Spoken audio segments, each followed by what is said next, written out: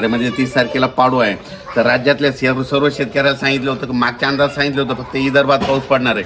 पण आता ह्या म्हणजे पाडवापर्यंत तुम्ही काय करा, तुमचे गहू हरभरा काढून घ्या. कारण की पाडव्याच्या नंतर म्हणजे 1 एप्रिल 2-3च्या दरम्यान राज्यात कोकणपट्टी, पश्चिम महाराष्ट्र, उत्तर महाराष्ट्र, मराठवाड्या या भागामध्ये पावसाची शक्यता आहे. म्हणून हा अंदाज पूर्वकल्पना म्हणून द्यायचा. कारण की शेतकऱ्याचे कांदे काढणं चालू आहे, काही जणांचे हळद काढणे चालू आहे, काही जणांचे हरभरे काढणे चालू आहे, काही जणांचे ज्वारी काढणे चालू आहे.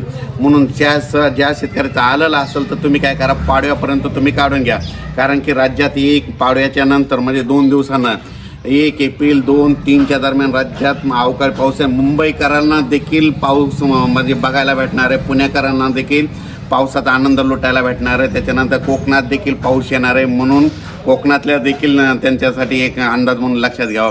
पण राज्यात मात्र उत्तर महाराष्ट्र, पश्चिम महाराष्ट्र, कोकणपट्टी, मराठवाड्यात पावसाची शक्यता आहे. एक म्हणजे पाडव्याच्या नंतर येणार आहे. म्हणून तुम्ही हा अंदाज लक्षात येता. अचानक वातावरणाबद्दल झालं तर लगेच एक मेसेज दिला जाईल. पण राज्यात मात्र मुंबईकराला मात्र गरमीपासून ह्या म्हणजे 1-2-3 तारखेला दिलासा भेटणार आहे. म्हणून हा अंदाज लक्षात येतात.